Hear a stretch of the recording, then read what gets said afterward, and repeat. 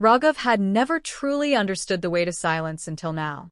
Sitting in the cold, in the room that had once been filled with warmth, laughter, and the unmistakable scent of spices and incense, he realized how much he had lost. The room was empty, except for the faint creaks of the old wooden beams that groaned under the weight of time. His grandmother, Asma, had always kept the house alive, filling it with stories, laughter, and an enduring sense of home. Even as the years went by and Raghav grew older, he had always relied on the steady presence of Asma. But now, in the dead of winter, there was only an icy chill that seemed to seep into every crack in the walls. Old people don't need warmth, they had told him. They, the ones who had no understanding of the history, the pain, the sacrifices that his family had endured to keep this house standing, to keep the memories alive. The words were cold, unfeeling, and they had pierced his heart like the freezing winds outside. They had come in, swept through his life, and made decisions without any thought of the consequences. The gas was shut off, the flames that had once filled the hearth now extinguished, and all he could feel was the weight of the cold and the bitterness in the air. But Raghav wasn't the only one affected. Asma, the matriarch of their family, the woman who had once stood strong in the face of adversity, was now weak. Her hands, once strong enough to knead dough for 100 people, now trembled as she gripped the edge of the worn-out chair she sat in. Her once vibrant face had become etched with wrinkles, the result of years of hardship and resilience. Yet, in her eyes, there was always a fire that refused to be extinguished. Even in her older years, Asma held onto the stories, the wisdom, and the love that had been passed down through generations. Her memories were the backbone of this house, and without them, it felt as if the walls themselves were slowly crumbling. Raghav walked across the cold floor, the sound of his footsteps muffled by the thick layer of dust that had settled over the place. He stopped in front of his grandmother. She was staring out the window, her eyes glazed as she watched the wind blow through the trees outside. "Grandma," Raghav said softly, kneeling beside her. "You should be inside by the fire. You don't need to be out here in the cold." Asma didn't respond immediately. Her gaze remained fixed on the horizon. Finally, she turned her head, meeting his eyes with a faint smile. "Do you remember when you were a child, Raghav? How you used to run around this house, barefoot, laughing, and making noise, filling every corner with joy?" Raghav nodded, swallowing the lump in his throat. He remembered those days well. He had been a different person then, young, carefree, unburdened by the weight of responsibility and loss. But those days were long gone, and all that remained was the house, now a hollow shell of its former self. "I remember, Grandma," he whispered. Her smile faded, and she leaned back in the chair, her frail body seeming smaller than it ever had before. "This house is like us, Raghav. It has been built and rebuilt, year after year, with the hopes and dreams of many generations. But like all things, it will fall one day. And when it does, we have to find a way to rise again." The words struck him like a bolt of lightning. Asma had always spoken in riddles, but there was a sharpness in her voice now, a knowing that made Raghav feel as though she could see into the very depths of his soul. He stood up, turning away from her. The fire was gone, and so were the days when he could rely on his family for support. Everything was falling apart. But was it really the end? The wind howled outside, rattling the windows as though trying to break in. Inside, the air was thick with a kind of oppressive stillness. Raghav sat by the old wooden table in the kitchen, the creases of his hands pressing into the surface as he stared down at the documents that had sealed his fate. The papers were stark, impersonal, and inescapable. They had already been signed, witnessed, and sealed. The land, the farm, the fields, the soil that his ancestors had worked for generations was no longer his. It had been sold to the highest bidder. The thought was like a bitter taste in his mouth that wouldn't go away, no matter how much he tried to wash it down. Asma had never been one to dwell on the material world, but the land was something she had always held dear. It wasn't just a plot of earth, it was a symbol of their family's legacy, of everything they had survived. The land had seen them through wars, famine, and the changing tides of time. It had stood there, unshaken, while everything around them had shifted. Raghav had tried to explain his decision to her, but how do you explain to someone who's lived a lifetime of sacrifice and hardship that you were selling the very thing that had given your family a sense of purpose, a home? Sometimes, Raghav, Asma had said, her voice filled with a quiet sadness the night before, we hold on too tightly to things we can no longer keep. At that moment, Raghav had wanted to argue. He wanted to tell her that she was wrong, that the land still held meaning, still had a purpose. But he had stayed silent, knowing in his heart that there was no turning back. The next morning, the movers had come, and they had packed up everything, every last possession that had ever been a part of the house and the farm. The photographs, the heirlooms, the old furniture that had been passed down for generations, all of it was packed into trucks, destined for a future Raghav could no longer control. Asma had watched it all, her wrinkled hands folded in her lap, her face expressionless. The only sign of emotion had been the glint of tears in her eyes, though she never allowed them to fall. Her strength, forged through decades of hardship, was evident in her silent resolve. Raghav couldn't stop thinking about his childhood. He remembered running barefoot through the fields, the wind rushing through his hair as he chased his siblings and cousins. He remembered the warmth of his grandmother's voice as she called them in for supper, the smell of freshly baked bread and lentils filling the air. He remembered the laughter that echoed through the house, the light in his parents' eyes as they worked side by side with his grandparents, building something that would last for generations. Now, everything felt like a fading dream, a memory that slipped through his fingers every time he tried to grasp it. The land had been the anchor in their lives, the thing that held them together, no matter how far apart they drifted. But now, Raghav was faced with the unshakable reality that it was gone. I didn't know what else to do, he muttered to himself, his voice barely audible above the sound of the wind. I didn't know how to keep it, how to keep this family together. His hands shook as he picked up the framed photograph of his parents that sat on the mantel. It was an old photo, black and white, faded with time, but it captured a moment of pure joy. His father had his arm around his mother, both of them smiling with pride as they stood in front of the house. Behind them, the field stretched out as far as the eye could see, a symbol of the hard work and love they had put into their lives. I failed you, Raghav whispered to the photo, his voice heavy with regret. The decision had been made, but it wasn't final. At least, not in Raghav's heart. There was still a part of him that wondered if he could have done things differently. Maybe he could have found another way to keep the land, to keep the memories alive.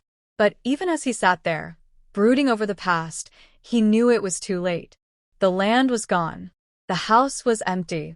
And yet, there was something else he felt stirring inside him, a faint, distant idea, one that refused to be extinguished by the cold.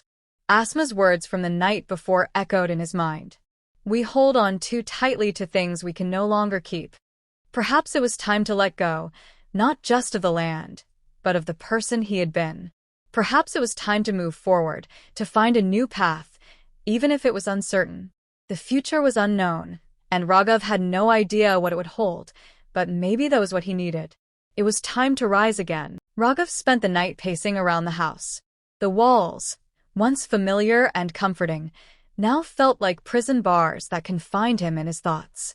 The cold seeping through the cracks, the silence hanging heavy in the air, it all made his mind race. The land was gone, and nothing in this house felt like home anymore. He had hoped that somehow the act of selling the property would bring a sense of relief, of closure. But the weight of what he had done still sat like a stone in his chest. Was this really the right decision? Was there no way back? The thought that kept swirling in his mind was Asma's quiet declaration. We hold on too tightly to things we can no longer keep. As much as he wanted to believe that he had done the right thing, that moving on was the only path forward, Raghav couldn't shake the feeling that he had failed his parents, his grandparents, and the legacy they had left behind. The house had been a living testament to their struggle, to the sacrifices they had made. He had been proud of it once. Now, it felt like the last piece of their history had slipped through his fingers, lost in the shuffle of practicality and the harsh realities of modern life. It had been 2 days since the land had been sold, and Asma still hadn't spoken much. She sat by the window, her wrinkled fingers clutching the edge of the worn chair. The house was quieter than usual. No more bustling in the kitchen, no more calls for Raghav to come inside for dinner. The silence felt like a weight. Raghav knew his grandmother well enough to understand that when she chose silence, it wasn't because she had nothing to say. It was because she was waiting for the right moment to speak. Finally, as the evening sun cast long shadows across the room, Asma turned to him. Her eyes, though clouded with age, still held that sharpness he had always admired. "You still regret it," she said softly. Her voice was steady, as though she had been holding this thought for some time. Raghav swallowed. "I don't know what else I could have done. It was the only way to survive. The house, the land, it was too much for me to keep alone." Asma studied him for a moment before answering. "It was never meant to be a burden, Raghav. The land, the house, they were meant to be a part of you, not a weight that drags you down." "I thought selling it would free me," he admitted, looking down at his hands. "But now, I don't feel free. I just feel lost." Asma's gaze softened. "The land is just land, Raghav. It was always about what we made of it, what we chose to leave behind, and what we carry forward. It's easy to think that what we hold on to defines us. But it doesn't. You do. Your heart does." The word struck him like a gentle blow, one he wasn't expecting but needed. His entire life had been defined by this land, by the house. But had he ever asked himself why? Was it the land that mattered, or was it the people who had lived in it, who had given it meaning? The days that followed were filled with a strange sense of dislocation. The house was empty, the future uncertain. Raghav had no idea what to do next. The idea of leaving this place, of stepping into the unknown, seemed both terrifying and exhilarating. But as much as he felt the urge to hold on to what was familiar, he also felt the stirrings of something else, a desire to change, to move on, to find a new path. He had lived his entire life with the weight of expectation on his shoulders. Expectations from his parents, from his ancestors, and even from himself. But now, with the land gone, it was as though those chains had been broken. He thought back to the conversations he'd had with his father before he passed away. His father had always talked about the importance of perseverance, of standing your ground. But now Raghav wondered if there wasn't more to life than simply holding on. The question that lingered was, what if letting go was the key to finding something new? One evening, as the sun dipped below the horizon, Raghav stood at the door, looking out at the vast fields that had once been his. The land, though no longer his own, still stretched before him, vast and open. What would happen if he walked away from all of this? What would life be like if he stopped trying to hold on to the past and started living for what lay ahead? The next morning, Raghav received an unexpected call. It was from a distant relative, someone he hadn't spoken to in years. His cousin, Samir, who had left the country years ago to build a life abroad. Samir's voice on the phone was warm, filled with a familiarity that instantly made Raghav feel a little less alone. "I heard about what happened with the land," Samir said. "I know it must be tough for you, but maybe it's a blessing in disguise. There's so much more out there for you, Raghav. You don't have to stay stuck in the past." Raghav didn't know how to respond. Samir had always been the one to chase opportunities, to seek something bigger and better. He had left everything behind to carve out his own path. Part of Raghav envied him for that. Part of him was still too tethered to the old ways of doing things. "I don't know if I'm ready to leave," Raghav replied, his voice barely above a whisper. "I don't know where to go." Samir's response was simple. "You don't have to know. You just have to take the first step." Raghav stood in the doorway for a long time after the call ended. The field in front of him was empty now, and the house behind him felt like a relic. He didn't have all the answers, but for the first time in a long while, he felt something stirring within him, a sense of possibility. Maybe it was time to stop holding on and start moving forward. Raghav hadn't expected the decision to leave to come so soon. He had imagined that, at least for a while, he would continue to wrestle with the idea, to mull over his choices like a heavy stone in his chest. But the moment he hung up the phone with Samir, something in him shifted. The words, "take the first step," rang in his mind, echoing louder with each passing minute. He woke up the next morning, the early light spilling through the cracks in the window, and knew that today was the day. The house was empty. The silence was no longer a comfort. It was a reminder of everything he had lost. He couldn't sit in the stillness anymore, waiting for things to get better. He needed to move, even if he didn't know where exactly he was going. Raghav stood in the center of the living room, looking around. The furniture that had once been filled with memories was now gone, taken away by the movers. The room felt bigger, colder. In its emptiness, he could almost hear the ghosts of laughter and conversation that had once filled the space. But now, there was only a quiet void. He began the slow task of packing his things, his clothes, a few scattered books, the framed photos that still adorned the walls. Each object felt like a tether to the past, a reminder of what he was leaving behind. As he folded the last of his shirts and placed them in a suitcase, he hesitated for a moment, his eyes falling on the old family portraits hanging on the wall. The image of his parents smiling together, his father with his arm around his mother, their faces glowing with pride and love. He hadn't seen those smiles in years, not since the illness had taken his father and left Raghav alone to navigate the world.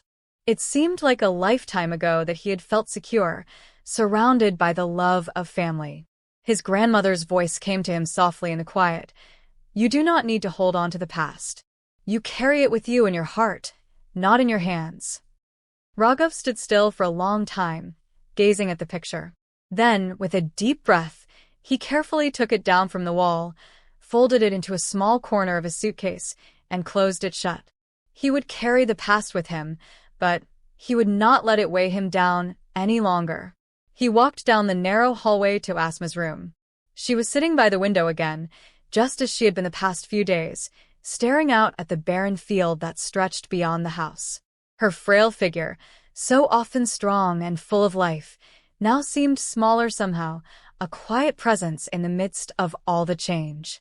Raghav knelt beside her. "Grandma," he said softly, his voice thick with emotion.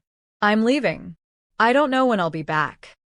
Asma turned to him slowly, her eyes meeting his with a calmness that unsettled him. She didn't speak right away, but her gaze seemed to pierce through him, as though she already knew what was coming. "Do you remember what I told you, Raghav?" she asked, her voice quiet but steady. He nodded.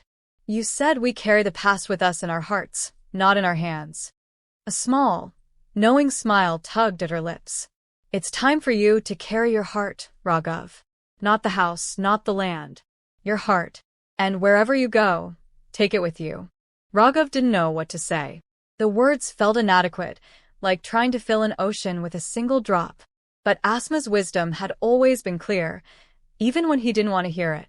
She had lived through everything, war, famine, loss, and had come out the other side stronger than anyone he knew.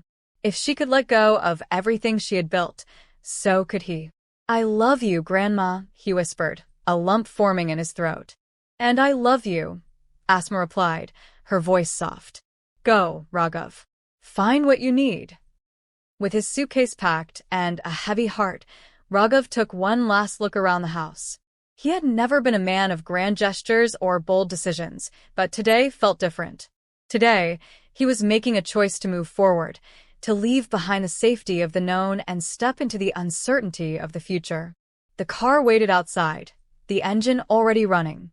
As Raghav pulled away from the house, he glanced back one last time. The silhouette of the old building faded behind him, becoming smaller and smaller as he drove down the winding road. The house was no longer his. But there was something else he carried with him: the quiet strength of his grandmother, the memories of his parents, the lessons of the past. He didn't know exactly where he was going or what the future held, but for the first time in years, he felt a glimmer of hope. Raghav had stepped into the unknown, and though the road ahead was uncertain, he knew one thing for sure. He wasn't walking alone. Raghav had never known a life without the weight of responsibility. For years, he had been the one to hold the threads together, working the land, looking after the house, and ensuring the legacy of his family endured. But now, as he navigated the unfamiliar streets of a city, he felt like a child taking his first steps. Every corner seemed new, every face a stranger, and yet, there was a strange sense of freedom that he hadn't anticipated. He had arrived in the city with nothing but a suitcase, a small sum of money, and an old family photo that he couldn't bring himself to part with. The first few days were difficult. He stayed in a small, budget hotel on the outskirts of town, surrounded by the constant hum of traffic and the noise of the unfamiliar. There was no longer a steady rhythm to his days, no fields to tend, no hearth to keep warm. For the first time, Raghav was completely alone. The city felt enormous, its size intimidating. He wandered through busy streets, feeling insignificant amidst the sea of people. The high-rise buildings loomed overhead, and every time Raghav looked up, he felt small, almost invisible. The fast-paced life of the city was a world away from the slow, deliberate pace of his rural life. In the first few weeks, Raghav found himself without direction. He hadn't planned this part, hadn't known exactly what he would do once he left the house. In his mind, he had envisioned a sense of purpose would come quickly, but now that he was here, it was harder than he had imagined. He wandered from one job interview to another, each rejection more painful than the last. The skills he had honed over the years, farming, caring for a home, working the land, seemed outdated here. No one wanted a man with dirt under his nails in a city that moved too quickly to notice the slow, steady work of the earth. After days of uncertainty, Raghav found a small job at a local convenience store. It wasn't much, but it was enough to keep him afloat. The work was menial, stocking shelves, checking out customers, cleaning, but it brought a sense of purpose, something he hadn't realized he needed. At least here, he could make a small difference, even if it was only in someone's day. He came to understand that the pride he had taken in his family's work was now tied to small, often unnoticed actions, the way he straightened the shelves just right, or how he greeted each customer with a smile. They were simple things, but they grounded him. One day, as Raghav was wiping down the counter, a young man came into the store. His name was Samir, just like Raghav's cousin, but this Samir wasn't a relative. He was a local, a regular at the convenience store. He seemed to be in his late 20s, with a quick smile and an easy manner that made everyone feel comfortable. Samir struck up a conversation with Raghav, asking about his background, where he was from, and how he had ended up in the city. At first, Raghav was hesitant to share much. He didn't want to reveal the depth of his struggles, didn't want to seem weak in the face of a stranger. But Samir's genuine curiosity and warm demeanor eventually drew him in. Over the course of several days, they became friends, sharing stories during slow hours at the store. Samir was kind, and it didn't take long for Raghav to realize that he was a person who understood the importance of family, of roots, even if he didn't live in the same way. Samir had grown up in a small town too, but unlike Raghav, he had left for the city years ago to pursue his dreams. He was now studying at a nearby university, working part-time to support himself. Though their paths had diverged, Samir could relate to Raghav's feelings of displacement. "Everyone feels lost when they first leave home," Samir said one evening. "But it's not the place that defines you, it's what you do with the change." Raghav found a sense of comfort in Samir's words. They were a reminder of Asma's wisdom. You carry your heart with you, and Samir's encouragement allowed Raghav to begin seeing his situation in a different light. He no longer had to be the man who held everything together. He could be someone new, someone who could embrace the unknown, step by step. One evening, after work, Samir invited Raghav to join him at a local cafe. Over cups of steaming chai, they discussed the future. Samir spoke of his dreams of going abroad to work after finishing his degree, but also about his passion for the community, for making a difference at a local level. It was a conversation that made Raghav realize that he hadn't truly thought about his own dreams, not in a long time. He had spent so many years maintaining what was, keeping his family's legacy alive, that he had never considered what he might want for himself. "What do you want, Raghav?" Samir asked, his eyes curious. Raghav sat back, his mind racing. What did he want? He had spent so much time clinging to the past, to the idea of the land and the house, that he had forgotten how to look forward. For the first time in years, Raghav felt something stir within him. It was a tiny flicker of hope, a desire to carve out a life for himself, one not defined by the weight of family history, but by his own choices. "I think," Raghav began slowly, "I think I want to find something that feels mine. Something I build, not just inherit." Samir smiled, a knowing look in his eyes. "You'll find it, Raghav. It's all about taking the first step and then just moving forward." The next morning, Raghav woke up with a newfound sense of determination. He didn't know where he was headed, but he knew that he was no longer the man who had clung to the past. The land was gone, the house no longer his, but the possibilities were endless. He signed up for a night course in business management. It wasn't much, but it was a start. He would learn, he would grow, and perhaps someday he would find a way to bring his own dreams to life, something that could carry his family's legacy into the future in a way that felt true to him. As he walked through the city streets that morning, the world didn't seem so overwhelming.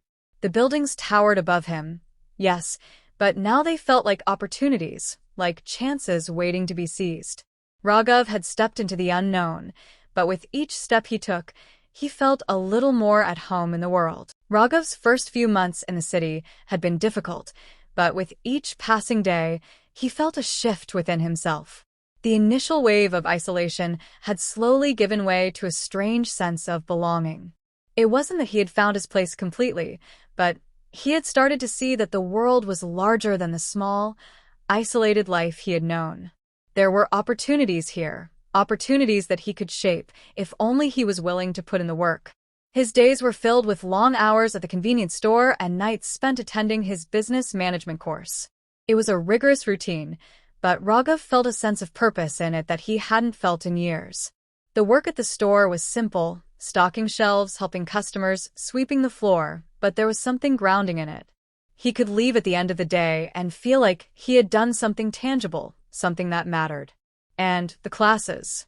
They were more challenging than he had imagined. He was older than most of the other students, many of whom were fresh out of high school.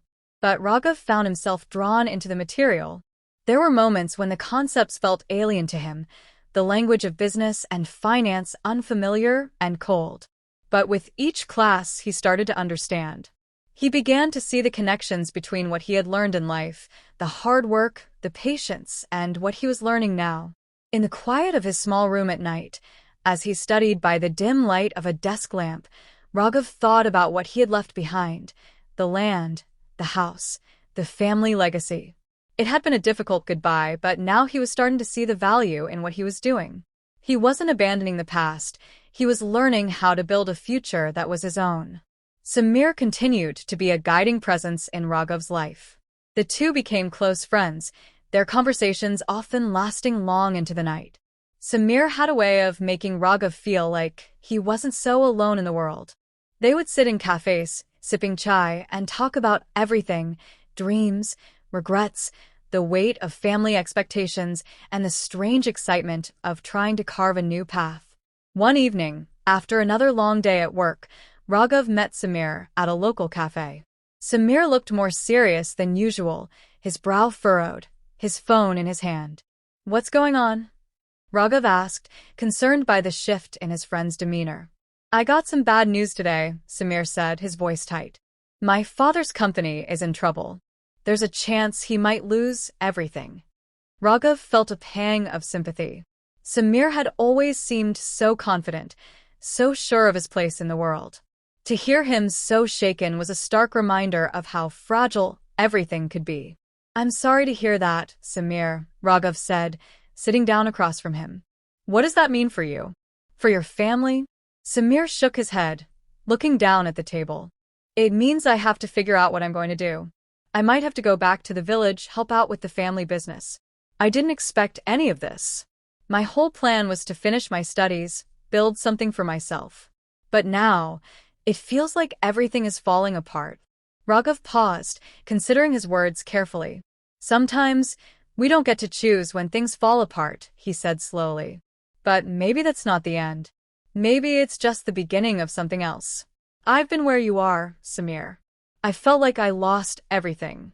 But now, I'm starting to see that what matters isn't how much we have, but what we're willing to rebuild." Samir looked at him, surprised by the depth of Raghav's words. "You're right," he said, a smile tugging at the corner of his mouth. "I guess I have to find my own way too." The weeks passed, and with each day, Raghav felt himself growing more comfortable in the city. It wasn't easy, but he had begun to appreciate the simple victories, the small moments that made the struggle worthwhile. His work at the convenience store had earned him some recognition from his manager, and he had even started taking on a few additional responsibilities. He was learning how to manage stock, handle inventory, and organize the store in ways that made the work more efficient. He also started setting aside some money, bit by bit, with the goal of eventually opening his own small business, something that combined his love for the land and the lessons he had learned in his business classes. Maybe it wouldn't be a farm, but he could create something that paid tribute to his roots. A small cafe or shop, perhaps, one that showcased local produce, artisanal goods, and the kind of warmth that had always filled his family's home. Raghav was slowly starting to believe that there was a way to blend the past with the future. He didn't have to let go of everything he had been. He could carry it with him in the way he chose to move forward. One afternoon, after another successful meeting with his business professor, Raghav found himself walking through a small neighborhood park. The sun was setting, casting long shadows across the grass.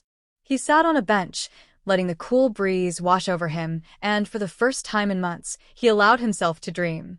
He could see the cafe in his mind, a small, cozy space filled with laughter, the scent of freshly brewed coffee, and the comfort of home. It was a far cry from the life he had known, but it felt like his. And that, he realized, was the most important thing. Just as Raghav was beginning to feel like he was finding his way, the phone rang. It was his grandmother, Asma. "Raghav," she said, her voice clear and steady despite the distance. "I've been thinking about you. I know you're far away now, but I want you to remember one thing. It's not where you are that matters. It's who you are and the choices you make." Raghav's throat tightened at the sound of her voice. He hadn't realized how much he missed her, how much her wisdom had grounded him over the years. "I'm learning, Grandma," he said quietly, looking out at the setting sun. "I'm learning how to build something of my own." Asma's voice softened. "I'm proud of you, Raghav. Remember, you carry your heart with you, wherever you go. And that's what will guide you to where you belong."